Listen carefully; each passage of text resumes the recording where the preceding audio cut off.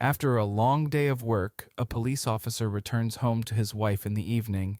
He's exhausted and enters their dark bedroom, where he takes off his uniform, leaving it on the floor. In the darkness, he searches for the light switch but decides not to disturb his wife, thinking she's already in bed. Just as he's about to climb into bed, his wife speaks up. "Honey, could you please go to the corner store and buy some bread for tomorrow's breakfast for the kids?" The husband sighs. "All right, but you really should have asked me earlier." As he starts putting his uniform back on, he hurries to the corner shop, purchases the bread, and engages in a casual chat with the cashier. "New job?" asks the cashier. The husband replies, "No, not at all. Why do you ask?" The cashier chuckles and says, "Well, I could have sworn you were a policeman, but that uniform definitely looks like a firefighter's." A police officer pulls over a car moving at an unusually slow pace on the I-40 highway and asks the driver, "Why are you driving so slowly? You're causing a traffic jam." The driver responds, "Well, you see, the signs say I-40. The officer clarifies, "That's the highway number, not the speed limit." Then, he notices a woman in the back seat who appears to be trembling. Concerned, he inquires, "Is your passenger okay, sir?" The driver reassures him, saying, "Don't worry, officer. My wife always reacts like that when we transition from Highway 170. Once, in a quiet suburban town, there lived a man who had a particular fondness for alcoholic beverages. He was a well-intentioned fellow, but had a knack for indulging in one too many drinks.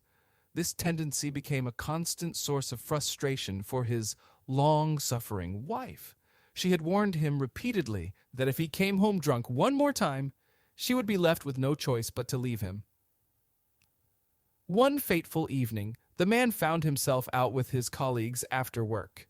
Despite his wife's warning echoing in his mind, he couldn't resist the allure of a nightcap with friends. He drank, laughed, and reveled in the company, losing track of the hours as they slipped away. Unfortunately, he also lost track of his own limits, and as the night progressed, he imbibed more than he should have. The man's intoxicated state left him swaying unsteadily as he finally bid farewell to his coworkers and stumbled towards the train station. It was a chilly, misty night, and he could barely see the path ahead. As he fumbled for his ticket, the alcohol-induced turbulence in his stomach became too much to bear. Without warning, he vomited copiously, drenching his jacket in the process. The realization of what had just transpired dawned on him, and the weight of his wife's warning bore down heavily on his shoulders.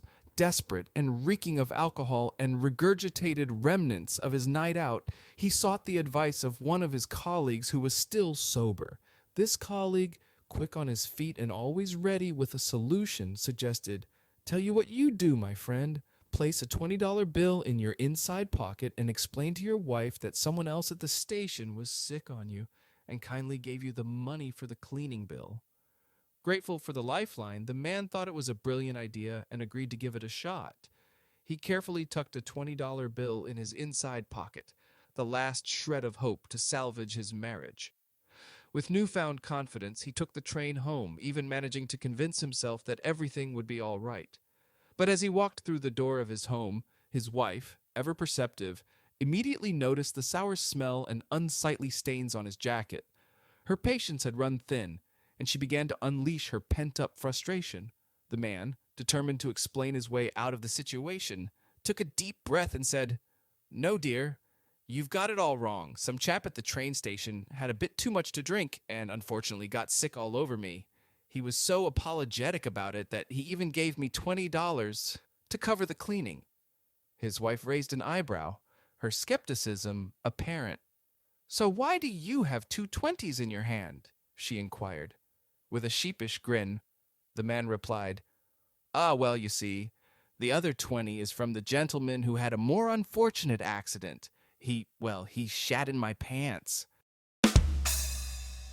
In the midst of an economic downturn, everyone is searching for ways to make ends meet. A middle-aged man schedules a routine checkup with his doctor. During the examination, the doctor conducts various checks, examining his eyes, ears, throat, and even asks him to cough.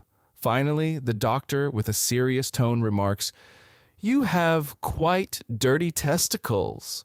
The man, pressed for time and eager to move on to other aspects of his health check, responds, "I'm a very busy person. Let's focus on the essential health checks like blood pressure and so on." But the doctor persists, insisting, "I can't ignore the state of your dirty testicles." The man reluctantly agrees, saying, "All right, let's address it, but please let's finish up quickly. I have to return to work." When he returns home, he shares his doctor's comments with his wife, saying, "Would you like to know what the doctor mentioned about my health?" His wife, also caught up in her busy schedule, replies, "I'm swamped with tasks these days. I barely have time to attend to my own needs." The man then adds, "Well, that's another issue I wanted to discuss with you." In a quiet town, there was a Catholic school that had embarked on an ambitious expansion project. They aimed to build new basketball courts and several other additions to the school's infrastructure. The winning contractor, known for being a bit rough around the edges, showed up for a pre-construction meeting with the head nun, who was overseeing the project. The head nun expressed her desire to involve the school students in the construction process. She believed that allowing them to watch the work being done would instill a strong work ethic and appreciation for hard work. The contractor, however, had his reservations and tried to convey them to the nun. Contractor: "Sister, I'm not so sure that's a good idea." Nun: "Nonsense! This will be a valuable experience for the students. It will teach them the importance of hard work and dedication." Contractor: "Sister, you should know that my crew can be quite rough around the edges.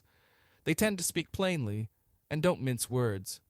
Nun: "Nonsense! We have faith that God will watch over all of us." Undeterred by the contractor's concerns, the head nun insisted on proceeding as planned. The next day, construction was set to begin, and the students gathered eagerly to watch the work in progress. Everything seemed to be going smoothly at first, and the children were fascinated by the construction process. However, just 15 minutes into the day, the nuns hurriedly ushered all the students back into the school building. The head nun was livid, and she immediately called the contractor, her voice filled with anger and frustration. She demanded that he replace every single worker with Catholics, or at the very least with Christians who were upright, God-fearing individuals.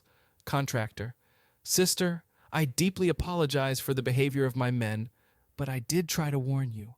They're not always the most refined in their language. They call a spade a spade." Nun: "No, sir, they did not call it a spade. They called it well, let's just say they used a rather colorful term. They called it a shovel." The contractor, with a wry smile, realized that his warning had come to pass, and the nuns had witnessed firsthand the blunt and direct way in which his workers expressed themselves. The head nun, flustered but still determined to get the project done, asked the contractor to find a more suitable and well-mannered crew. In the end, the project proceeded with workers who were less prone to colorful language, leaving behind a memorable lesson in communication and understanding.